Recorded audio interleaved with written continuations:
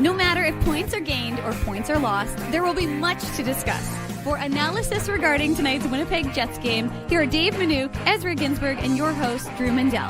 The Illegal Curve post-game show, presented by Play Now, the official sports betting partner of the Winnipeg Jets, starts now. Good evening, Winnipeg. Good evening, Manitoba.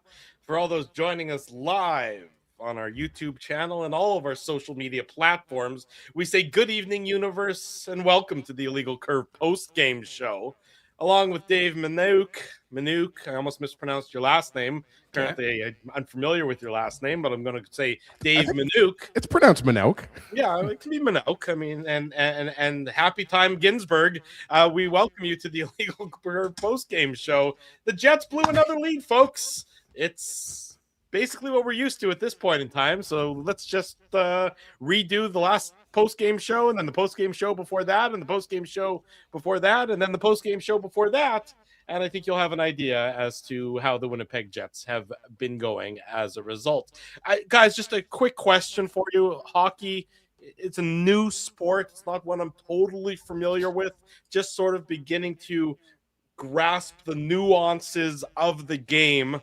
Okay. Is 5 shots on goal in the final 40 minutes, is that a good thing or a bad thing when it comes to hockey? Just help me out here, guys. I mean, I'm, again, new to the game, new to the analysis, just trying to wrap my brain around this whole complicated game that we watch. 5 shots on goals for the Winnipeg Jets in the final 40 minutes of tonight's contest.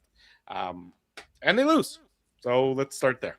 How many times, boys? Good evening to everybody that's joining us. We've got almost 300 people watching live. That number is just going to keep growing. So, despite the fact that the Jets lost another game, we got a lot of people that are tuning in. Look, this, if anything, the Illegal Curve post-game show has become a safe space for therapy for Jets fans, right, boys? So we're here. We have 3 psychiatrists here available for everybody. We can prescribe a lot of different types of medications for all of you.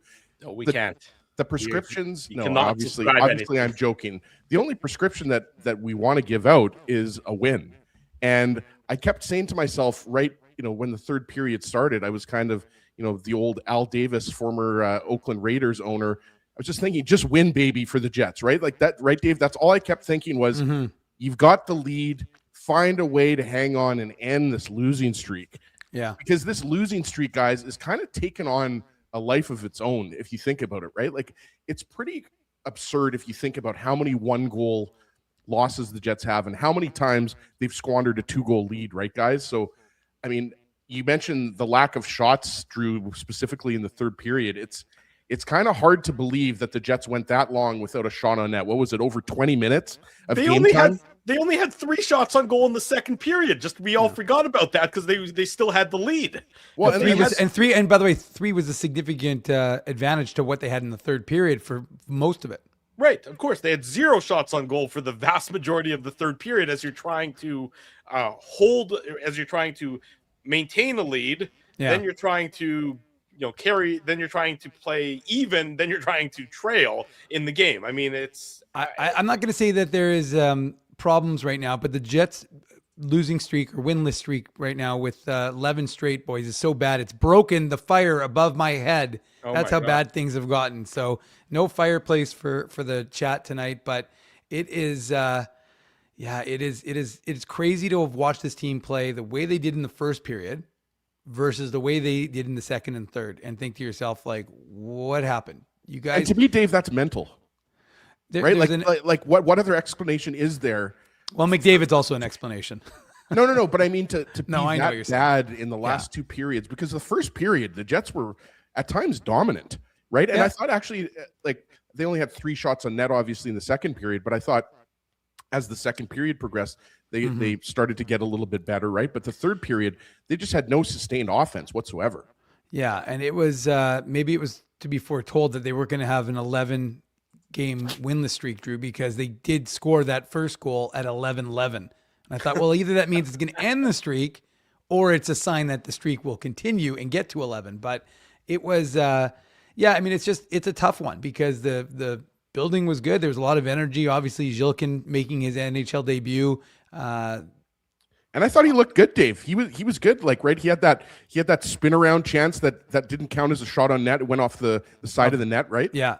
So I sorry, go ahead though. No. He was I'm net just saying, front like, right for yeah, he Pearson's on the goal. on I the mean, he was pier in for right sure. spot. No, I know. Like, He was very noticeable, which is a good thing in your NHL debut, right? Yeah, and I just Played think all that, of 6 minutes and 55 seconds. Keep in mind. well, No. again, Well, a lot of that has to do with the tight game, right? Like to my point being that. that Right, Drew but I'm that's, saying, I mean, I that's wouldn't here, have had me a and problem you. with him playing more minutes, is what I'm saying. Just let it go, Dave. This could be a good thing. It could be the Manu Ginsburg experience. I was going to say, I think Mendel's about to have a little freezing situation type here. So this could be you and me. Is he frozen right now? I think he's frozen. Drew? What's that, Drew? You have Drew, nothing to say. Drew, do you think that Ezzy and I are way more handsome than you? Drew, could you host a little bit better tonight? Like, we're gonna need about 10 to 15% better. Actually, Drew's much like the Winnipeg Jets right now. He is frozen. Drew, if I'm the smartest person on earth, just say nothing. Drew, if this show's better without you, say nothing. This is the best. I hope Drew goes back and watches this part, Dave, because this is some of our best material in weeks. Yeah, well, it's something, all right, but I really do love it. It's too bad he didn't freeze in Jazz hands, Ezzy, but at least that he's frozen. But Drew, say nothing if Dave and Ez are really the best parts of this show. Just say nothing. Yeah, there we go. And there he goes, Drew Mandel. Done. All right. Anyways, it was a tough one though, Ez, because I think we got to go to Scott Arneal here, Dave. Oh, here we go. I didn't even see Scott Arneal. Let's go. The late goal in the second period, another example. What's going to take to kind of break that cycle? Those are things that I've said to you before about moments. 30 seconds left. They got the two of the best players in the world on the ice, and we give up a 3-on-2. Can't do that. Neil had said, the turn in the game, from basically the second period on was he sees it as being mental. Can mental explain the way that game turned? I think we're all getting mental right now in the sense of it's in everybody's head, but at the end of the day, we have a job to do. We have to play. Our best players have to be our best players in a game like that. Our role players have to play their role. I don't care what the scenario is. You're out on the ice, you're playing a game, something you've done your whole life. We're in a situation like that. However you go about it, you got to find a way. You got to find a way to get yourself over the hump. We got to find a way to get ourselves over the hump. We're so close, but at the end of the day, then we shoot ourselves in the foot in those moments that kind of happen in the game. There was a long stretch of the game from near the end of the second to near the end of the third where you guys didn't have a shot on goal. Was that more of something they did or more something you guys could have broken? There was obviously us on our heels. Obviously that group, especially when they loaded up those two big guys together, there was a push on. But at the end of the day, I think that, got tentative, afraid maybe to make a mistake instead of staying aggressive like we did, and especially in the first 30 minutes of the game. We have to stay aggressive. We can't afford to, sit back on anything, and we have to stay after whoever we're playing, no matter the opposition. And it's what we did in the first 30 minutes, and obviously we backed off in the second half. Not by design, certainly not by design, because it was being barked at. I heard the players barking at each other. I was barking at them. Said the same thing before the start of third is we can't sit on our heels. We got to go. Maybe just a word on Danny Jilkin's first game, what you saw from him in his first Yeah, you know what, it's because of those two big guys, you're kind of trying to get matched up with them, and liked a lot. You saw the speed. So I like that line a lot. Real comfortable with it. Hopefully, tomorrow night, I'm sure he'll be back in tomorrow and, get a little bit more opportunity. Thank you. Thank you. There he goes, head coach Scott Arneal, which about the only thing he told us there, Ezzy, is that It was a quickie, Dave. it was. Well, I'm not surprised. I mean, we kind of got a little indication from our Colby Spence in the man on the scene. He kind of gave us an indication it wasn't going to be a quick one.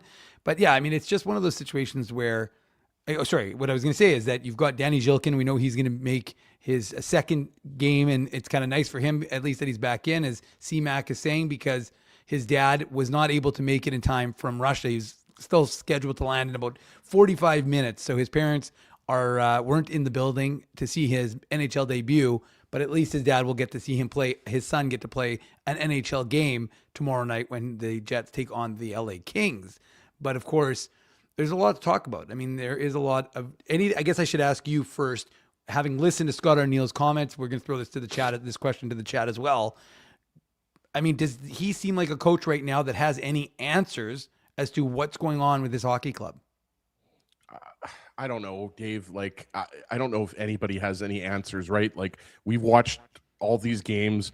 We've covered this team for years, and it is almost beyond words in terms of how this team is unable to be consistent from period to period and holding on to leads, right? And like we talked about it, it wasn't a 1-goal lead that they couldn't hang on to. It was a 2-goal lead that they couldn't hang on to. So it's really unexplained. Like, aside from saying they were bad in the third period or they were terrible, if you want to use that word, I mean, how else do you explain not having any shots on goal through the first, 15 minutes or 13 minutes, whatever it was of the third period, right? So like, it's like that's just not good enough.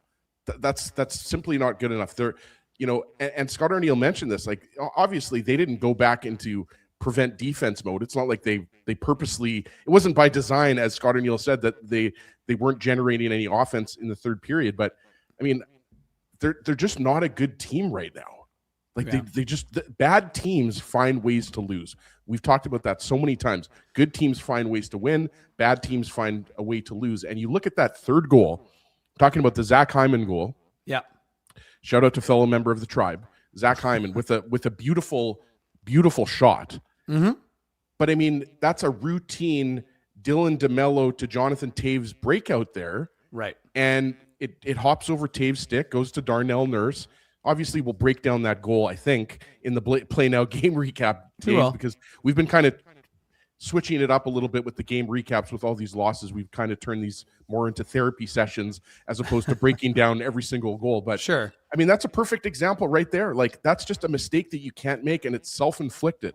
And there seems to be one or two of these in during this 11-game losing streak, I should say. It seems like, these really important moments, the Jets are buckling under pressure. Right. And that's why I say, like, right now, I think it's between the ears. I think a lot of this is psychological. Yes, Connor McDavid, Dave, might be playing the best hockey of his entire NHL career right now. Oh, he's got, what does he have now? 41 points in 17 games, or 42 points in 17 games. I mean, it's ridiculous. He's got 78 points a season. I thought there was a little bit at times tonight, there was too much puck watching. And it seemed like the Jets were a little bit in awe of Connor McDavid at times. And we know, Dave, that you blink and Connor McDavid is stick handled through 4 different players, right? Like, it's truly incredible. And speaking of not having the answers or not having the words, like, there aren't any answers or words to defend Connor McDavid, right? Like, he's that good. There's a few players in the NHL. I would put Nathan McKinnon in his category. I would put Leon Draisaitl in his category. There's a few players. There's a very small amount of players. Macklin Celebrini, I think he might not be there, but he's going to get there. Like, there's 4 or 5 players in the league that can Celebrini, we were talking about it today, Celebrini's got 30 more points than the second best guy on the Sharks right now. And also shout out to the Sharks who acquired Laurent Brossoit today. We should mention that, former Winnipeg Jets goaltender, acquired by the Sharks, so he's going to get some NHL games. You would think at some point, right, Dave? But yeah, I mean, the Edmonton Oilers are a good team, and the Winnipeg Jets are not a good team right now. And the third period, it all fell apart. And you look at the goal that was scored on the power play. Obviously, you don't want to take that penalty. Nino Niederreiter took the penalty. You don't want to take that penalty late. I mean, that's part of that mental stuff you're talking about. Exactly. And so I think that's a big part of this 11-game losing streak, is the Jets just not being focused, not executing their game plan when it matters most. Like tonight, 1 period out of 3 periods, 1 good period is not going to cut it. And, they should have been able to build off of that lead. And they could have had, I thought, even more than 3 goals in the first period. But it's just, they're very tough to watch right now, Dave. And like you said, it doesn't seem like anybody in this organization, including the coach, has any answers right now in terms of how to get out of this. Yeah, I think it's a fair way of looking at it, and it's a tough one because that is 11 straight games now for the Winnipeg Jets. They've got, and in terms of, you talk about 1-goal games, you mentioned that number, that's now 16 1-goal game losses, 11 in regulation, 4 in overtime, and 1 in a shootout. So it's really gone from. Here he comes. Well, I let him announce himself. Drew, I will say before you. Oh, and he's frozen again. Drew. Oh no, now you're back. No, good. You're good. Okay, you were a little shaky there, but I was just going to say, as you know, I appreciate all the nice things you didn't say about us, but confirmed by your silence. So that was very nice. As suggested, you go back and watch it. If you have a chance to go back and watch us talking to a frozen Drew. It was very comical, Drew. It was some of our best working weeks. I'm sure you guys were bringing your A game. I have no doubts about that. Do you want to fill me in on what Scott Arneal said? Because as you may have guessed, I was having some technical difficulty and I missed the Jets head coach say probably that the team is fragile and why don't you Drew, why don't you guess what he said and we'll tell you if you're warm or cold. The team is fragile. We need to learn how to win again. Arneal asked about you, Drew. He was worried about you being frozen, so he did ask about you. That was nice. 5 shots on goal in the last 40 minutes is unacceptable. Am I on the right track? Yeah, it's pretty close actually. Yeah. Okay. So I mean, and it's amazing. I mean, this team is fragile beyond words. I mean, as soon as they gave up that second period goal at the end of the second period for the third straight game, I might add, that they've given up a goal in the final minute of the second period. Yeah. I don't know anybody who didn't think, oh my gosh, it's all happening again. There was no reason to think that the Jets were going to be able to overcome that. That the McDavid goal, which is a beautiful goal. I mean, the skate to stick is great, and the pass by Draisaitl is very nice. But the Winnipeg Jets just are waiting for bad things to happen, and it's almost like they're just playing the game, anticipating that bad thing to happen. And of course, it does, especially when you play against a talented team like the Edmonton Oilers. One thing you couldn't afford to do in this game was sit back. You just couldn't. You couldn't afford to sit back. Well, you say of course, but I mean, you build a 3-1 lead into 20 minutes. You're comfortable. You're feeling good. You're like, maybe we've turned this around. 20 minutes, it does not make a hockey game, Ezzy. And if you don't play the full 60 or even a full 40 at this point, it's a problem. And yeah, look, inopportune penalties, number one. You've got that. They're the number one power play team in the NHL. You just cannot afford, and your PK has not been particularly strong. So you just can't afford to be giving them those sorts of opportunities. I mean, can we talk about how bad? I understand that they tried to change the power play today at practice, and they had Jonathan Taves on the power. first Are you unit. talking about the power play late in the third? Well, I mean, I'm just saying that the Jets power play late in the third was atrocious. But what I'm saying is that the Jets tried to change up their power play units, right? And they had Taves in the bumper position on the first unit. Obviously, with Nemesnikov out of the lineup, his first healthy scratch of the season. So, I mean, you had Taves in that role, but the power play was not good. And I mean, you're supposed to be able to get a little life from that power play, and it was not great. So, I mean, it's a scenario where the Jets special teams, I mean, so many things that bailed them out last year, right, guys, are not bailing them out anymore. I mean, I asked Scott Arneal about it. I said, are you seeing something in terms of where, like, not today, obviously, but when we were talking to him yesterday after, or it wasn't, I guess they didn't really practice, but the media it was just the media availability yesterday. But when we talked to him, I said, like, are you seeing something? Or is there something I'm not expecting you to say, yeah, this is exactly where we're failing. You're not going to do that. But are you seeing something from your team that's just specific to the penalty kill, given that they'd given up 2 power play goals the night before to lose the game? And I said, are you seeing something? And, he went into his answer a little bit. But right now, Ezzy, it's just from a power play that looked so lethal to looking so ineffective. It's remarkable. And you can't blame all of it on not having Nick Ehlers. Like, that's just, you just can't do that, right? Like, no, of course not. I think not having Ehlers there, obviously you lose an element of skill, right? But you're right. The power play, it was 42 lifeless. games. It was lifeless tonight. It really was. Like, the power play that the Jets got in the third period was it just didn't give them any momentum. Like, remember they got that early shot. Was it Taves that got the shot? They got an early shot. Yeah, Taves, I think, took an early shot. Yeah, so right, Dave, they got the early shot in the power play, and that was it. Then they couldn't really set up. They couldn't get anything going.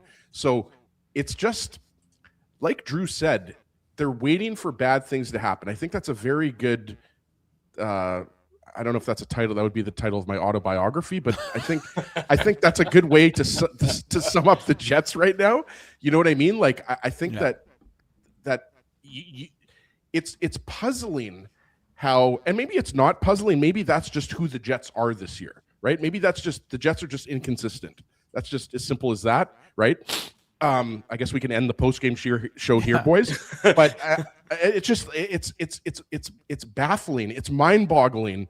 And like I was sitting there thinking, like I actually thought the Jets were going to win this game, even though the middle frame wasn't good. I was thinking, okay, the Jets have already lost twice to the Oilers this year. This is it. 10 games.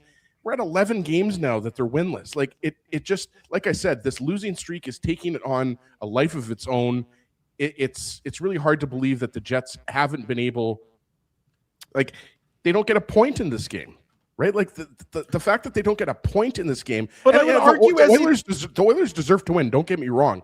But the fact that you had the 2-goal lead going into the second period, you had to at least get a loser point out of this game. And lo and behold, again, the Jets find a way to not even get it to overtime. But you only had 5 shots on goal for the final 40 minutes. So do you even deserve a loser point? Yeah, you were up 3-1 after 20 minutes, and that's great. And you look like you're playing up against a shaky Calvin Pickard. Calvin Pickard did not look great on any of those first 3 goals. The wraparound goal, especially. Yeah, and then the Plinko goal. How about that Pearson one? Goal, yeah. The Pearson goal is the wraparound goal. Then the Morrissey goal is the Plinko goal where it goes. Which, by the way, I'm pretty sure none of them knew actually who scored. That was the funniest part about Plinko, by the way, was my second favorite Price is Right game. Number 1 has to be Hole in One. Interesting. A lot of people would have chosen Plinko as their first game, but good to know nonetheless. Yeah. Speaking of which, I believe the Price is Right game show, this isn't necessarily Play Now related, but because Play Now is owned by Manitoba Liquor and Lotteries, the Price is Right game show will be coming to Club Region Event Center, so you can check it out there. So you see what I can do there? I think limited tickets still available for the Price is Right live on location game Dave, show. we need to go. We need to be contestants. I think the two of you would be great contestants on that. You have a goalie who looks shaky and gives up 3 goals on 11 shots to start the game for the Oilers. You should do stop taking shots against them.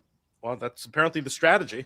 That was apparently the go forward plan is let's not take any shots against this Edmonton Oilers goalie for the remainder of the 40 minutes. And kudos to the Oilers to some extent for shutting the Winnipeg Jets down in the manner that they did. But if you're the Winnipeg Jets, 5 shots on goal in 40 minutes of hockey is embarrassing. It's embarrassing. It's also hard to do. Teams get 20 shots in one period. Not the right? Jets. And no, not the Jets, Dave, but obviously we've been talking a lot about the shots, but it's the fact that you weren't able to keep the pressure on the Oilers. That's to me the biggest issue here. And the late goal, and you're right. Like it's again, this to me is a pattern, right? Giving up the late goal, blowing leads, not being consistent from period to period. We're 42 games into the season here, guys. And like Drew has said so many times on these post-game shows, it's like rinse and repeat, right? Another 1 goal, Jets lost. Like, and there's an egregious turnover, either in the third period or in the second period or somewhere in the game that leads to a key goal against, right? Tonight it was Dylan DeMello to Jonathan Taves, the failed zone entry that led to the Zach Hyman goal, right? Yeah. So this team's not making the playoffs. No, if anybody think no. A week ago, I still thought it was a possibility. Like I don't know how many times I can say this. Like we still got like 40 of these to do. So yeah, no, everyone, come on, the Jets are going to definitely make the playoffs. No. And look, there's reasons to still be excited about this team. Look, Danny Zhilkin is one of them. Like, he makes his NHL debut, and it's always great to see NHL debuts. But it's going to be, I think, Drew asked us this on the Saturday morning show. I think, to me, at least, one of the most interesting things to watch is how are they going to finish this season? Because like Drew has said so many times, and I agree with him, you don't want this to become a losing culture where losing is accepted for the rest of the season, even if they're not going to be a playoff team. Right. Yeah, and I think that's a valid point you make, Ezzy, and I say that, of course, because you're repeating my point. It's absolutely right. But you can see that they're not accepting of losing, but they expect to lose now. They're not accepting it, but they expect it to happen. They expect to lose the games that they're playing. You don't play a second and third period the manner in which they played if you think you're a good hockey team. most of the opponents that the Jets are going to face this year can probably win with a C+ to a B- effort. That's all it's going to take to beat the Winnipeg Jets, in their current form, at least right now. That's all it's going to take. It's not going to take a Herculean effort by any stretch to beat the Winnipeg Jets. Look at the last number of games that the Jets have played. Have their opponents in any of those games played particularly well? I mean, you think back on this losing streak. Have any of those, at least in the last, half, the last, number of games, maybe since Christmas, since the Christmas break. No, because right? they could have beaten Detroit. They could have beat Toronto. They could have beat the Senators. I mean, they could have beat Minnesota and Edmonton right after Christmas. Yeah. I mean, those games, I would argue, were a lot more. I hate to use this word, but a lot more of a complete game, right? Like the Minnesota game, we all agree they should have won that game. They outplayed Edmonton. They got pickered in Edmonton, right? Well, it's in Winnipeg, but yes, the game. Sorry, Edmonton. pickered against 29. Edmonton. Sorry, Yeah, against Edmonton. right? So, but tonight's game, one good period. That's all we got from the Jets tonight was one good period. Yeah, and what else can you say? Like I agree with you, Drew. I didn't think Edmonton. Look, did Edmonton badly outshoot the Jets in the second and third period? Yes. Were they by far the better team in the second and third period? Yes. But I didn't think it was. I wouldn't say it was like dominance, or their A game or anything like that. Like I mentioned when you were off air there for a second, I thought there was some puck watching. I thought they looked in awe of Connor McDavid at times, and I thought they were allowing a little bit too much speed through the neutral zone. But again, that's easy for me to say. McDavid is absolutely nobody in the NHL has a salute. By the way, I don't know if you guys saw the picture. Think that McDavid was? I mean, McDavid was not McDavid-like. He was pretty good. He was pretty good in this game, Drew. I thought in the first period he was a little good quiet. in every game. Yeah, I understand that. But he single-handedly took this game over and won it for the Oilers. But I would say of all the players on the ice. Again, no surprise, but he was by far the most noticeable. I mean, I noticed Hyman when he scored the goal, but I really didn't notice Hyman a lot in the game. I didn't really notice Draisaitl a ton in this game. So, to be honest with you, I thought McDavid drove his team tonight. I really did. I thought he actually did control a lot of the play. I mean, Drew. I mean, you can say he's not that much of an impact on the game. He was playing like 3-minute shifts. I mean, the guy doesn't come off the ice. It's actually incredible. It really is incredible watching him. I mean, Oilers fans are so fortunate to have had Gretzky and now McDavid. But I mean, it is really, yeah. I mean, I would say that McDavid I thought was still pretty. I'm not saying he dominated in the sense that he got 30 shots on net, but I just think that he was out there for the vast majority. What were his final minutes on today's game? McDavid, I would imagine low 20. It's funny. I was literally going to guess 25 minutes, but so I mean, I'm not a surprise. I mean, he just seemed to be. He just takes. I mean, he does take long shifts sometimes, but I mean, but it's really. I will say Chris Knobloch is okay with that, Dave. Yeah. But I think what about Chuck Knobloch? You think Chucky would be okay with it? Second baseman or shortstop? Second baseman. Remember, he had the yips. Yeah, he had the yips when he went. He was a great second baseman for the Twins.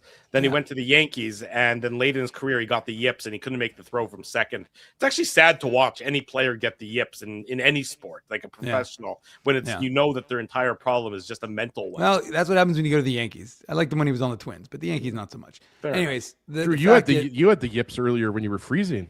I had computer yips. That's true. I had those computer yips. It was upsetting for me personally and for everybody else. I mean, I think really what it comes down to, and Paul Friesen of the Winnipeg Sun wrote an extensive column on this topic, which is one we've talked about for a lot of this year, with the idea of breaking up Scheifele and Connor, and whether it's time to get that done. Because, like I said, Taves and why would you do it at this? What reason would you do it at this point? I mean, just to do something different. I mean, just to get a little offense. I mean, I mean, you can say that, Drew, but I mean, do you really think that the audience? I understand that people are excited about the idea of getting Gavin McKenna, and that's all well and good, or Stenberg, or any of the other top 3-4 prospects who are in the 2020. Yeah, exactly, like in the 2026 draft. But at the same time, you don't necessarily want to lose 50 games in a row. I mean, again, other than, the folks in the tank nation, but I'm just saying that you got to do something a little bit different. It's not working.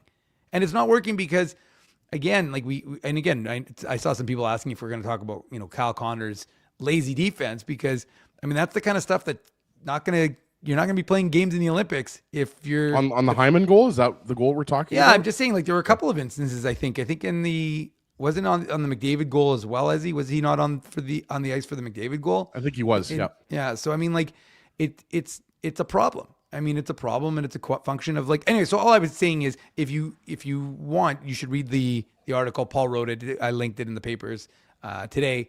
But it's just a function of, like, this idea, like, maybe again, we've been talking about it for a long time. It's not something we haven't been discussing. Are we talking? Dave? Are you still? Sorry. I was trying to update the chat there. You're still talking about breaking up Scheifele and Connor? I'm just saying, like, it might be time I'm to kind just of do past something. that. Well, I just think, again, like I said, that's not it, Dave. That's sorry. I'm not disagreeing with you for the purpose of like do you actually believe Scott Arneal is going to do that 42 games into the season for any extended period of time? I'm not saying that he shouldn't. I'm just saying, do you actually think he will? Because I don't. Yeah, I mean, I think I would think that to be honest with you, I think he's going to have to try and salvage something. I think that there's so many guys who are not going. I mean, was Cole Perfetti in this game? 250th NHL game, but he really didn't have an impact in the game. I thought this goes to the whole team, Dave. But I actually thought Taves was noticeable and pretty good tonight. Everybody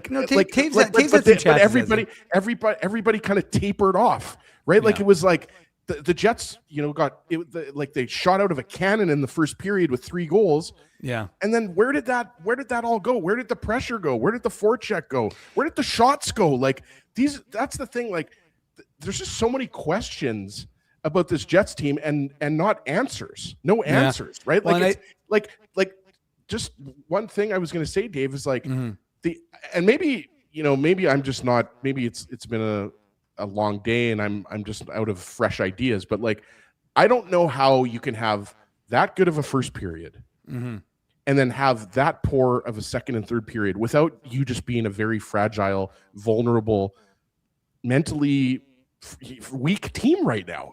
Well, I just don't know other explanation, because like, it's not like the players became worse throughout the course of the game. You know what I mean? Like, it's not like they forgot to play hockey and they forgot how to shoot the puck. It's just, it's really difficult. Sorry, Dave, I'll let you jump in here. It's just really difficult to understand how wildly inconsistent they are from period to period.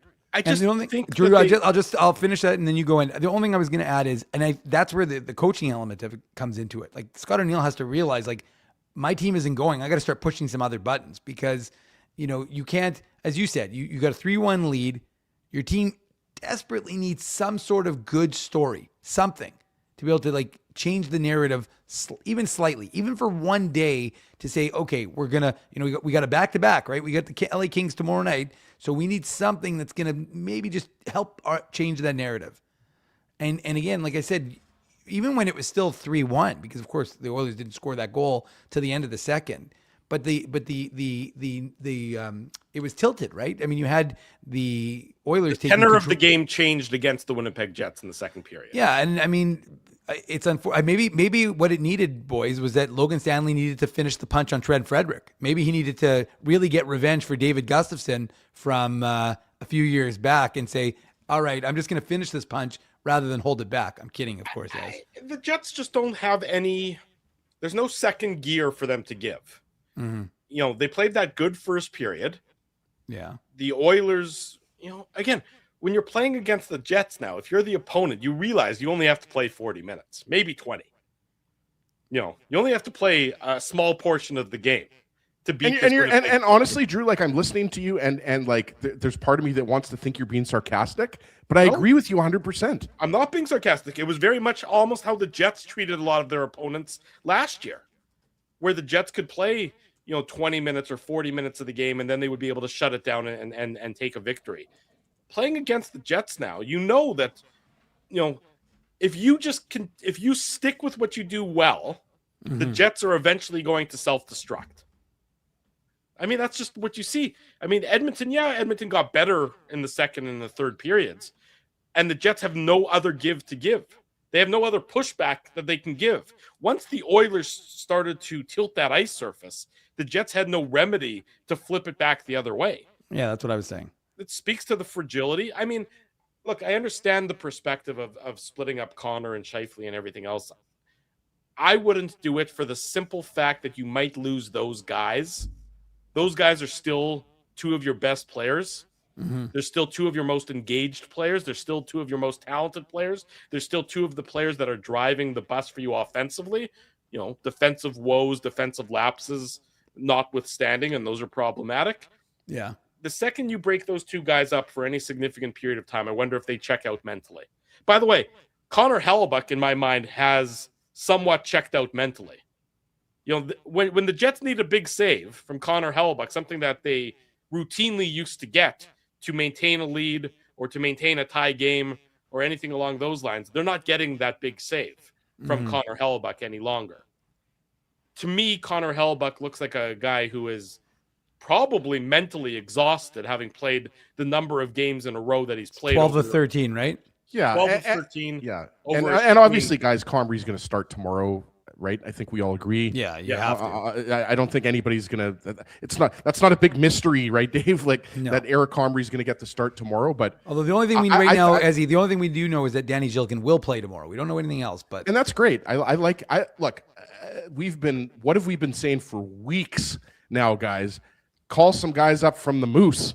So I'm loving this, and I know you are, Dave, as well. And I thought he showed well. And Drew mentioned the ice time. He didn't play a lot, but the fact that he was noticeable early on, the guy's got a motor. The guy can skate, and he's got good size, and he's got a scoring touch, right? So hopefully he pops in a goal in front of his.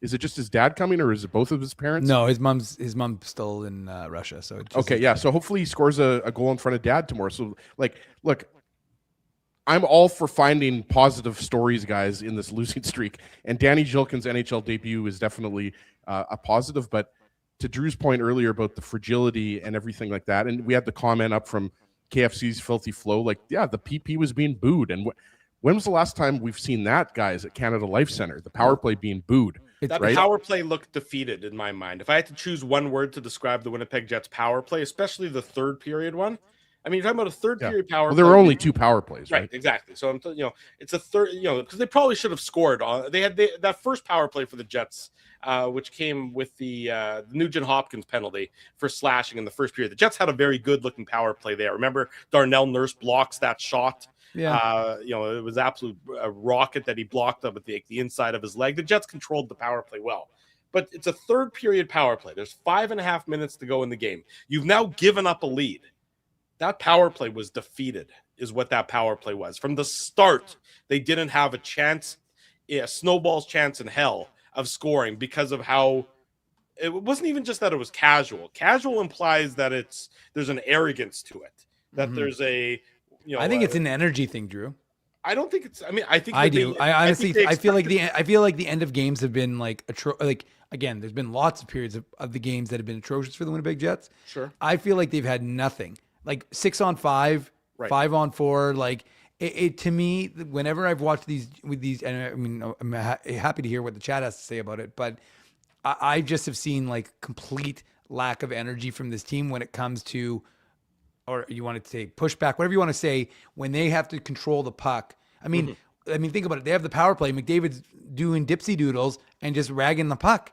Yeah. I mean, it's not a good look. And again, like I said, you're supposed to be in desperation. You're down a goal. And it's funny. Hockey's a funny game, right? I mean, you're tied, killing a penalty. Adam Lowry almost scores shorthanded and would have given you the lead. He doesn't, of course. They turn around, and that's when Bouchard scores to take the 4-3 lead. But it is just, to me, the end of the games have been really bad. Like it's just, there has been, and that's where you really notice the lack of speed. That's where you really notice a Nikolai Ehlers. And again, I don't want to spend this whole season talking about the absence of Nikolai Ehlers, but I'm just saying in that instance where you need someone to be able to gain the zone with speed, this team doesn't have it. I mean, I know Kyle Connor's fast, but I saw it and I highlighted the comment. I think he does sometimes play a little slow to play down to his teammates. And unfortunately, it's just another example of a team that's, as you said, Drew, and as he said, it's a fragile team. It's a team that's currently, mired in this 11-game winless streak. Franchise record. Goodbye, Atlanta. Franchise record losing streak. I mean, they've now managed to. Anytime you can beat an Atlanta Thrashers record for futility, things are going very poorly because that entire franchise or that entire time in Atlanta, they were one big long case of futility, and now the Jets they better not managed come beat close that. to the 30-game losing streak from 1980. If Wow. then we're starting to really get serious, boys. Then it would be real bad. Let me press this button if you'll give me a second. Sure. The Play Now game recap. Bet with Play Now, the official betting partner of the Winnipeg Jets. Sign up and get up to $250 in bonus bets. Conditions apply. 18 plus. Enjoy responsibly. Big thanks to our friends at Play Now for their continued support of the Illegal Curve post-game show. We'll keep our conversation going. I mean, we've all seen the goals in tonight's contest and everything else. We'll talk about them more of a high level than a minutia level. Minutia would be a separate issue altogether that we'll probably get some of throughout the course. You already dropped some with the Cole Perfetti 250th NHL game. That's some minutia already here on the post. No, the minutia was Dave dropped on X earlier today. He dropped a Brett Festerling reference. Oh, you're right. That was the minutia. Brett Festerling. Like I had to like do a double take. That was a good reference, Dave. Thank you. Thank you. Yeah, we don't. I did play a little trivia at Morning Skate, saying to folks who was the first person to wear 53, and Well, see, I had to think about that because for a second, you know who I thought of.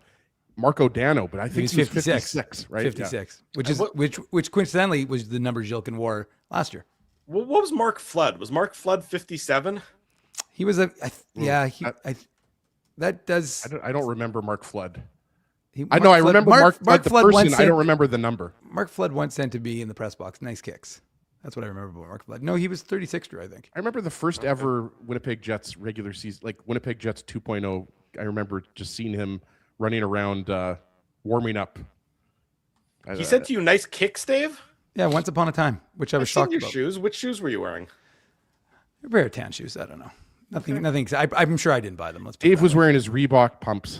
Mark Flood is now, I think. Well, no, I know he was. I haven't seen him much this year, but he's a scout for the Senators now.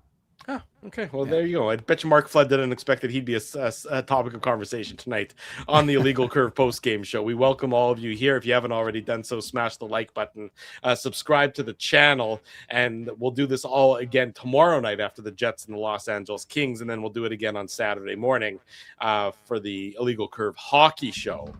So a busy stretch upcoming as the Jets, of course, also in action on Sunday.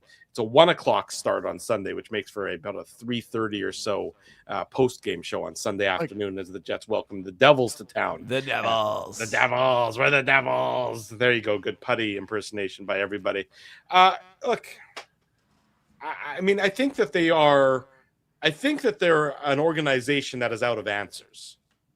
It's not a good place to be. I mean, I know that all the talking heads this week were all talking about, the Jets aren't waving the white flag. They're trying to scour the market, but what's out there, and all the the insiders saying nothing like they usually do. I just don't see them having any answers or any solutions whatsoever. And that's a bad spot to be in, especially when you're at game number 42 and you have 40 more games to go. This regular season, just a complete and total absence of any solutions.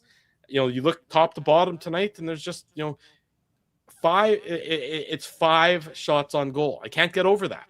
Yeah, it's 5 shots on goal. Attempts. I mean, we're 37 shot attempts at even strength tonight, which is marginally more than they had against the Golden Knights on Tuesday. I mean. Well, if known as a shot attempts were 47 to 32 at even strength in favor of the Oilers, Drew. If it's any solace, 32, boys, it was that low. Okay. The vultures, as is our boy Bruce indicating, the vultures are already circling. I mean, Logan Stanley, according to our friend Chris Johnson, is a $25 million man that had Drew somewhat skeptical. It's not that I'm skeptical. I think he'll get it. But can you imagine? By the way, is it on a 25-year deal, though? I don't understand. It's probably not on a 25-year deal. For those who missed this, it's a Bobby Bonilla contract. Yeah. For those who missed this, The Athletic came out with another sort of one of their trade bait boards, or the Athletic. By the way, I love Chris, but having Luke Shen at 8 and Braden Shen at 23. Maybe it's because that's where he has him as in terms of likelihood of being dealt. I think it's a likelihood versus desirability. But I was just kind of like, I saw Luke Schenn at 8 and I thought, oh my God, Luke Schenn is at 8. And I thought if the Jets are going to be able to recoup a second round pick, because as it was pointed out, right now, Kevy's not getting a second round pick back for Luke Schenn. I wouldn't be, based on the way your list. Don't get me wrong, I would be shocked. I'm just telling you. What they're going to do is they're going to trade Stanley and Schenn. Stanley's going to get them to the second round pick. Schenn's going to get them the fourth round pick. I think right now Stanley's getting him 2 firsts from the sounds of it. But just remember, for the record, guys, that second round pick that they gave up for Luke Schenn is like the 33 overall pick. All jokes aside, though, Logan Stanley deserves whatever money he gets. He deserves it. He played well. He's played very well in a contract year. So, anyways, as I was saying, sorry, the Athletic came out with a new, trade bait board or whatever they call it. And hey, wasn't I saying that? No, I was saying that. Logan Stanley was 16th on the trade bait board. And here's the comment that made sort of my eyes pop. And kudos to Logan if he can get it. Unafraid to drop his gloves to defend teammates, and with a reach that's basically unmatched across the league, Logan Stanley is in position to cash in this summer with a contract that could be worth. Did you start? You didn't start from the beginning, because I'm pretty sure. From the beginning. I was going to say, I'm pretty sure Chris had a line in there that completely didn't describe Logan Stanley. But go on. Well, I mean, talked about his physical play, and I was like, okay. Yeah. Anyways, I was paraphrasing what it said. Sure. Thank you for interrupting. Stanley is in a position to cash in this summer with a contract that could be worth $25 million or more. That leaves the Jets with a decision to make. Do they want to be the team offering that deal, or is it time to cash in on their investment by putting him on the trade market? I mean, I don't know where he's getting 25. Like, is he? He's what? How many years? Like, that's. I'm curious where the 25 million. I don't think it's going to be 7. I don't think it's going to be. Well, I'm pretty sure he's thinking 5 by 5. No, guys, come on. No. I mean, Logan Stanley's not a $5 million a year player. Well, where's he getting $25 million from? That's why I don't know. It's not going to be over a 4-year contract. No, that's what I'm saying. I don't know where that $25 million. They don't offer 8-year contracts anymore. So like, I could see Stanley being like a $3 million a year player. Yes, maybe $3 million. Yeah, guys. At the end of the day, he's a third pairing. I was just going to say he's a third pairing guy. Like, it's not like 7 goals has made him all of a sudden like on the Jets. He certainly is a third pairing defenseman with Morrissey and Samberg there on the left side, right? So. Right. I don't know. 25, like I said before, however much money Logan Stanley gets, he will deserve because he's had a good year. But $25 million to me just seems a little bit like pie in the sky. I think what I was going to say is that if the Jets are, if anything this season, the Jets are a very significant cautionary tale as to why you always are cautious about signing guys after having career years. And look at all the guys who had career years last year for the Winnipeg Jets that they signed to contracts. So, and now, for example, prime example, Vlad Nemestikov hasn't scored since November 1st. Oh, that was like, not a big deal. That was Nemestikov was pretty invisible tonight. He was, you're definitely right in that regard. But it's only been 9 weeks since he's last scored a goal. And, I mean, I just think that it'll be interesting. So yeah. And then by the way, Drew, the last one on the board who scored, I didn't get a chance to get to it. Right. But, Brad Lambert, he was 33 on the list. So there were 3 Jets on that list. Luke Schenn. I mean, the idea that, by the way, that there's a market for Luke Schenn is somehow like my mind wants to explode at the prospect. Like I like Luke Schenn. Like I've liked Luke Schenn's career. Like I obviously don't know him as a person, but he seems like a great guy. But like if you have any advanced stats, like he's been awful. Like, I don't have the advanced stats in front of me. You don't need all you have to do is look at the goal against tonight that he's just kind of like, again. Well, he pinched. I texted you guys during the game. Yeah. Like the Jets are killing a penalty and Luke Schenn's up there trying to, and then he gets caught and then it's a 4-on-2 the other way. Mm-hmm. And like, I'm not putting it all on Luke Schenn, but like why, of all the people who are trying to get up in the play in that time on the penalty kill. Yeah. Like, I mean, I was just like, I was just like, what are you doing? At this point, though, again, and look, whatever the strategy ends up being, if the strategy ends up being that you're waiting till you want to drive up the bar, I mean, there's not really a lot of other teams in the market because the entire Eastern Conference is in play. Everybody from the last place team to the first place team, well, not first place, but you know what I mean? Like there's all chances at there's no sellers in the East right now.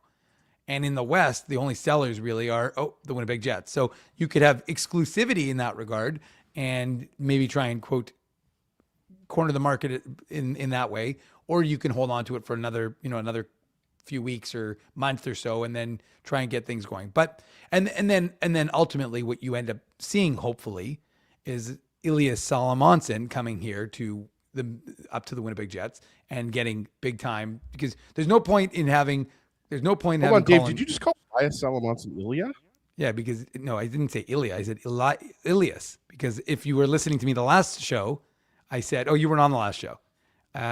Was it just you and I, Drew? It was just you and I. The two of us. So anyway, the point is that What about the chat? You guys are forgetting about the chat. Well, the chat was there as well, but the fact they were listening, they didn't question it, Ezzy, because they knew that. Anyways, that's how he prefers, not Elias. It's Ilias. So Ilias. Okay. Yeah. So anyways, the point is that you hope that you go up and you say, listen, like Colin Miller's you're not going to get rid of Shen and suddenly make Colin Miller the guy. You're going to give Salamonson 40 games or let's say realistically 25 to 30 games, and you give him that opportunity to just kind of, like we talked about with Sandberg, you give him that shot to kind of give this part of his career, then go back, play for the Moose in the playoffs, and then go from there. Well, that's all you have left in the season the rest of the season should be used to evaluate talent, what you actually have. Yeah. To evaluate the players that you think are close to NHL level. Close to, and guys, Drew, sorry to cut you off. Guys that you think are going to factor in beyond this season, like sure. Ilias Mm-hmm. Elias Salamonson. It's tough, Dave. It's kind of like Heinola and just call him Salamonson and it'll make your life easier. Okay, thank you. Yeah, but that's the only thing you have to play for at this point in time. There's nothing else left in this season. It's just, we've seen this team. Look, they can't win a game. They've lost 11 in a row, folks. Drew, they're going to keep winning. Stop. Remember, we need the chat to show up. They'll keep winning. We're going to still be here, and I know the chat will be here to support us. I'm not worried about that whatsoever. The chat will have things to say about their performance and things and everybody's going to still come to the post-game show, be it tomorrow night, be it Sunday afternoon, be it Tuesday night against the Islanders. At the chat, I'm not worried about. The audience will be there. The Winnipeg Jets just need to they now need to figure out what to do with the rest of this season, because certainly winning is not going to be an option, and the playoffs aren't going to be a realistic option. So how do you take what has been an anomaly, something you're not used to being at the bottom of the league? How do you try and turn, not that you're going to turn this into chicken salad, but you got to sort of, prevent it becoming fully chicken bleep. It's pretty close to there, but you got to try and figure out something to, maybe add some scallions or add something else to make it a little more appetizing for the next 40 games. What about tiger prawns? Chef Drew show? Like, what's going on here? No, but I like saying scallions. It's a fun word. Okay, fair try it. Well, Drew, you're a stallion, so exactly. They call me the Scallion Stallion. Yeah, exactly. I thought you were a scofflaw, actually. I thought that's what you were. I just keep thinking like how badly, like I want this losing streak to end. Think of how badly the Jets players want this losing streak to end. Not badly enough, Ezzy, apparently. Well, I really hope it ends. I'm kind of losing my mind a little bit here, guys, with all these losses. I'll be honest with you. It's tough. It's tough to talk about a team that's losing this much. But like I said, it must be a lot harder on the players and the coaching staff and management who just like we talked about. I don't think it's that hard on management. They seem to be perfectly satisfied with the status quo. Oh, come on, Drew. Let's be realistic. They're not obviously happy with it. You can say that, and I understand what you're doing, but it's not really. Of course, they're not happy about it, but you have also the option available to you to make changes to maybe prevent. No, you can't make changes to the roster. Once the roster is set for the season, it's like that's it. And then an injury, it's not fantasy hockey, guys. An injury allows you to make amendments to the roster. Hence, Hayden Fleury goes down, the Danny Jilkin recall. But other than that, it doesn't happen. It's amazing. Let's take our commercial break, and we'll come back with much more of the Illegal Curve post-game show. Drew Mandel, Dave Minuk, Ezra Ginsburg. It's Thursday night. The Jets lost again. Dave's wearing Illegal Curve merch. We'll be back with more of the Illegal Curve post-game show. I want to thank you for not betting with Play Now and choosing our illegal gambling site instead. Because we couldn't afford things like this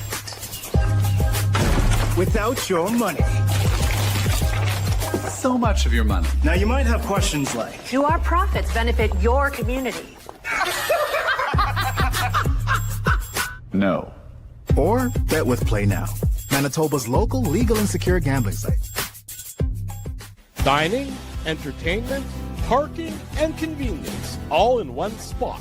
City Place is located in the heart of downtown Winnipeg, attached to the Canada Life Centre. Whether you're working, living, or out for a night in the downtown, make City Place your go-to destination before or after the fun finds you. Lunchtime, game time, anytime. Visit City Place at 333 St. Mary Avenue, next to Canada Life Centre. Boys, I've made an important life decision, and I need your support. Oh, boy. I've decided to get a grill. You mean a barbecue grill for cooking? Like, that's not an important life decision, Ezzy. No. A grill for my teeth. A grill for your teeth? Do I even want to know why you're doing this? It's simple, really. Every time I go to Holt Dental, I get treated so very well by Dr. John and his team that I need to keep finding additional reasons to go back. I rely on Holt Dental for all of my dental needs, and they do it all, from regular cleanings to cosmetic dentistry. Plus, they have free parking at their front door, and you know how much I love my convenient parking. For all your dental needs, Illegal Curve recommends Holt Dental, conveniently located on Taylor Avenue near Grant Park Mall. For more information, visit them online at holtdental.ca. Guys, big news. You know how I'm always misplacing my cool stuff? Well, Big Daddy has a new hobby, labeling. Labeling is your new hobby. You got it. Ever since I discovered Label Daddy's washable labels, I just can't stop labeling. I'm labeling water bottles, hockey sticks, cereal boxes, roast chickens, team jerseys. Everything deserves a label. I can think of a label or two for you. Best part is that Label Daddy is the only label company officially licensed by the NHL.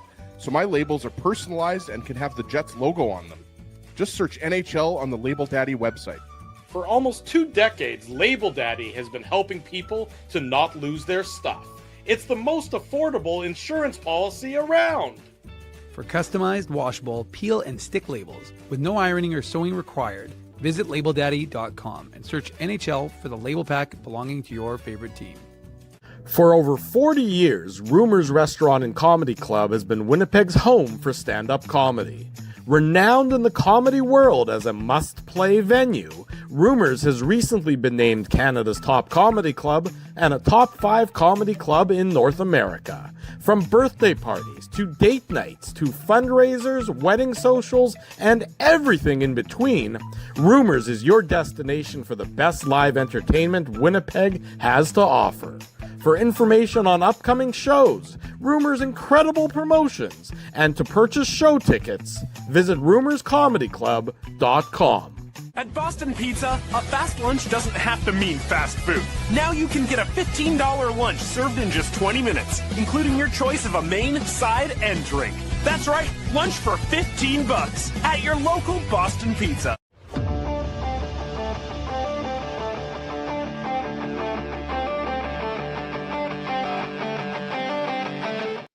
We are back with the Illegal Curve post-game show. Drew Mandel, Dave Minuk, Ezra Ginsburg. Dave, you can't wear the hat forward now. It's throwing me off. I wanted to show off the logo though. I know. The logo's great, but you're a backwards hat kind of guy. So if you're going to start to do something forwards, it's going to throw me off. There you go. It was just to show folks the new IC logo. Look, Drew, Dave and I are both backwards hat types of guy. I probably go forwards a little bit more than Dave does. Yeah. But I mean, we like to switch head, Drew. Oh, and as both of you know, hats inside to me is a faux pas, but I've come to grips with both of you doing it, and we don't. You're okay with hats outside, though. Yeah, hats outside I got no problem with, but hats inside the house is uncouth. Who? My wife. Yeah, my wife. Exactly. No offense. Yeah. Go back to Kentucky with those kind of views. You know what? I don't agree with I think hats, like in a restaurant, is yes. That's hold uncouth. On. Sorry, a hat inside the house, I think that's fine. Phyllis, highlight Phyllis's comment here, Drew. Wait a sec. Didn't I order something from IC? I think I have a t-shirt coming. Phyllis, you do have a t-shirt coming because I was out at our friends at Outstanding Branding in the Inkster Industrial Park picking up the aforementioned Illegal Curve hat. And I asked her, I said, "Oh, does anybody still have some items left behind or not picked up?" And she was going through the list, and she mentioned your name. So Phyllis, your illegal curve shirt is ready to be picked up, as are probably about 8 other people who still haven't picked up their gear. So guys and girls, go to Outstanding Branding in the Inkster Industrial Park, pick up your illegal curve gear, start walking around Winnipeg and letting folks know that you got some nice icy merch. And also, if you buy a hat and you want to wear it inside, I will judge you, but you can do it because it's your house, and I don't have any domain over your abode. Also, shout out to Phyllis for that name, by the way. That's a great name, Phyllis No Tank for Jets. Love it. And yeah, Dave, let's go. Let's get Phyllis her T-shirt. Phyllis wants to rock her T-shirt, either inside or outside. So phone Outstanding Branding tomorrow. If you are listening to the podcast or you're watching the show live and you haven't yet gotten your illegal curve gear, and make sure they should be there tomorrow afternoon or tomorrow morning whenever Phyllis is going to be in Winnipeg, and you can pick up your merch and then you can start rocking it. There you go. And I saw Andrew was in the chat. Andrew bought one of the zip ups. So we were very thankful that people are wearing our merch. And I have to say, getting a lot of compliments on the new merch, boys. So it's good for not fresh. Me. It's not me. It's the merch. It's not Mark Flood complimenting your kicks, but it'll do. It's true. It'll do. I want to make mention of our friends at Wheatland Hockey. They're the sponsor of the Heads Up Hockey Play of the Game. I'm going to give that play of the game tonight to Kasperi Kapanen for the assist on the pass to. It was filthy. It was filthy. Yeah. Exactly. To Pud Colson. It was not great defense, by the way, once again, by the Winnipeg Jets, but.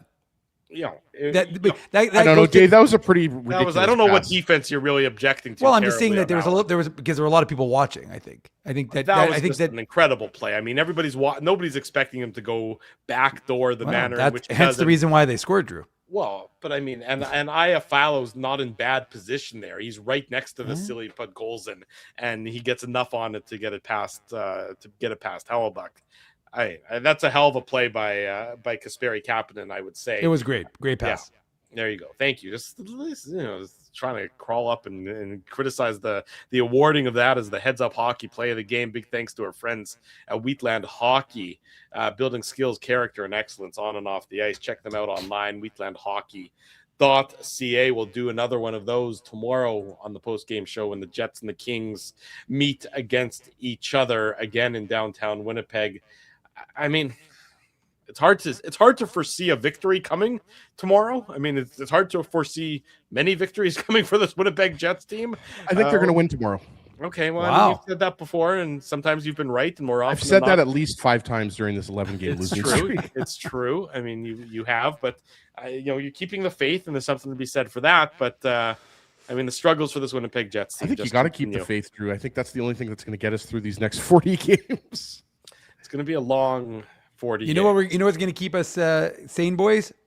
If Tico Napoli keeps enjoying these Tyrell Bauer fights, because he had quite the fight in Milwaukee tonight as they kicked off the homestand. Put on your antlers. It's time for the Minuk Moose Minute on the Illegal Curve Hockey Show. Thank you, Ezzy. I appreciate that. No I'm not going to go full Minuk Minute because I haven't watched the entirety of the game because I had to do this show. So I didn't get the chance to watch the third period. But the Moose were started off a little slow. Then Tyrell Bauer. I mean, what a tilt he had. I mean, the guy really is just an incredible fighter. So it's very impressive to watch. But he had a big tilt, and that's unlike the Stanley one, which folks seem to think turned it the other way. Tyrell Bauer had a very good shot on in the game in the first period, and then the Moose started to get rolling. And who was it? Who was the guy who got the goal? For who? Colby Barlow, the Jets 2023 first I guess rounder. We're talking about the Moose. Sorry, I was a little bit distracted. Well, I don't know what Colby's I thought we were going to get by the way, Dave, I thought we were going to get the message like in StreamYard, the platform we use. I thought we were going to get the message from Drew saying the problem is that Colby's testing some things in the background. What's going on here behind the scenes? No, don't bring it on. But like the point, don't bring it on. We don't know what he's doing. But the fact is, it keeps making a sound. So I was trying to give people a little behind the scenes of Illegal Curve. Yeah, Colby, photographer, videographer extraordinaire Colby Spence is doing some work behind the scenes just to try and make sure that when we bring in Scott Arneal from the Matt Frost Media Center, like we will tomorrow, it's as pristine as it can be. Anyway, so Colby Barlow, he scored. Brad Lambert, he finally got a goal, so that's not bad for him. But I haven't watched the third period, so I don't know exactly what is going on. But we should talk about, we kind of forgot the last. I was going to guess. Hang on. Who are you going to say? Yeah, okay, let's see. Let's see if you can guess there, Drew. I thought you were going to say Jacob Julian. No. I should mention Jacob Julian was sent down. The Jets the fifth rounder who from 2022 fifth rounder who's turned pro. He hasn't played a game yet. He's heading to the ECHL to play for Norfolk. So he may be playing his first pro game tomorrow night for the Admirals in upstate New York as they take on the Adirondack Thunder. As we may be doing a Thunder show eventually. We might be a Norfolk Admiral show eventually. But didn't Adirondack used to have an AHL team? Yeah, they're always changing. Adirondack Red Wings. Yeah, I didn't realize Did they get relegated to the ECHL? Did I miss that the AHL and the ECHL now have relegation? No, that would make it. Well, same thing with Norfolk, right? They used to have an AHL team. That's right. Yeah, I guess the year isn't that? Didn't they win the Calder Cup and then they moved to the ECHL the next year? Yeah, I think they moved. Didn't they move? Yeah, I think so. I think you're right. Story like that's got to be true. Yeah, but anyways, so that's that. And then of course, the one thought Drew was going to talk about, which we didn't talk about the last show because we're dealing with that debacle of a loss. But the two Swedish prospects winning World Junior Gold for Sweden for the first time in 14 years. Zach Nolan, the IC intern, he wrote a good story that we posted today on Sasha Boumedian and Alphonse Frey. Some really funny videos. Frey, I didn't realize Frey had such a good personality because we don't really obviously deal with the SHL very often, but if you weren't so lazy, you would. That's a good point, Drew. I appreciate that. That's a fair comment. Mm-hmm. So if you haven't had a chance to read it, that is on illegalcurve.com, but they won the first. Dave Manouk, live from Djurgårdens. Well, I mean, he could, instead of vacationing in Hawaii, he could have gone to Stockholm for a couple of weeks and really loaded up our European content. I'm feeling like I've got Stockholm Syndrome right now is what I feel like. And the last thing I will mention. You don't know what Stockholm Syndrome is, I do. I just needed to throw it in there. But the point is, Patty Hearst. The last comment I'm going to make, the last thing is that's relevant for me at least. Kieran Walton, the Jets 2024 sixth rounder. He is the second most points in the OHL. And actually I shouldn't say that. I don't know what happened tonight in the OHL, but he is expected to be dealt. There was a rumor, Ezzy, that he was dealt to Peterborough, but a no move clause was kicked into effect. We don't know if it was him. I wouldn't want to go to the birthplace of Gary Lawless either. I would also put in a no move clause in that case. True, I did see the Prince of Peterborough move clause in the Ontario Hockey League. They do have no movement clause. Yeah, they do. I just thought that was a pro hockey thing. I didn't know it existed before today, Ezzy, but apparently one of the players involved in the trade between Peterborough and Sudbury used their no move clause. So we don't know if it was because it was Kieran Walton who did it or the player he was rumored to have been dealt for. So as of right now, he has not been traded, but he is expected to be dealt tomorrow before the deadline at 12 noon Eastern. The big nickel. Somebody doesn't want to see the big nickel in Sudbury. I'm upset by that. Not with the expectation that Sudbury's not going to be a very good team for the next few years. So the idea would be that you'd rather play on a team that's an up and coming. And Kieran Walton will be like Kevin He, who was dealt to the first place Flint Firebirds as. The expectation is that Kieran Walton will be dealt somewhere else tomorrow, and will have a new team that I will be bringing folks details of probably tomorrow night. Well, we'll see when Luke Shen gets his trade request, as he wants to be moved to a contender as well. Not a request, though, to be clear. It's apparently not. I don't think it's he hasn't made a trade request. It should be clear. So he's made a trade.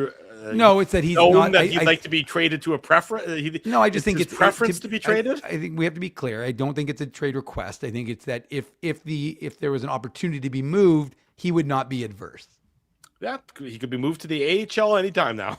Well, that's fair. But then you'd lose the ability to trade him, Drew. Not that you couldn't trade him, but meaning that he has more value as the sniper. Man, the Luke Shen trade pop-up show is going to hit so hard. Okay, that's it. I'm getting punchy. It's time to end it before I say something I truly do regret. So we'll see everybody tomorrow night for another edition of the Illegal Curve post-game show. That'll be after the Jets and the Los Angeles Kings. If you haven't already done so, folks, be sure to smash that like button, subscribe to the channel, and turn your notifications on. That's also a good way to make sure you never miss a minute of any of the Illegal Curve broadcasts. So do that, and that's what we ask of you. Join us again tomorrow night and support the following sponsors because they make the show a possibility. Our friends at Label Daddy. Ezzy's off labeling left, right, and center. Be like Ezzy. Check them out online, Label Daddy. Be like Ezzy, said no one.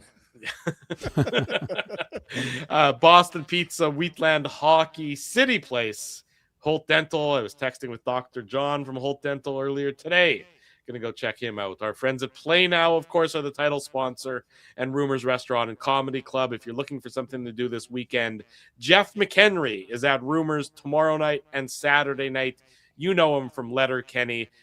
He's hilarious. RumorsComedyClub.com. Support all these fine businesses because of their continued support of Illegal Curve Hockey. Thanks all for joining us. Dave Minuk, Ezra Ginsburg. Gentlemen, thank you for filling in for me while I had my technical difficulties. And I am your host, Drew Mandel, reminding you that until tomorrow night, right around 9:30, 9:45 p.m., we wish you good night and good luck. And thanks for watching the Illegal Curve post-game show.